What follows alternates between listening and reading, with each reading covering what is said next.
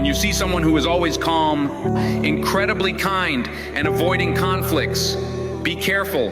This person notices everything. They remain silent because they know if they get angry, it will hurt. They keep everything inside, choosing to stay calm. But the day it explodes, it's a real storm. And the one who triggered that anger will bear the brunt. If you have watched this far drop a 100, it shows you're a part of the 1% who actually finishes what they start. Everyone has a limit. And for them, this limit is often higher than for most people. But once it's crossed, expect a superstorm. That's why it's essential to respect them. Don't mistake their silence for weakness. Behind every calm smile, there is a strength and determination that can surprise you.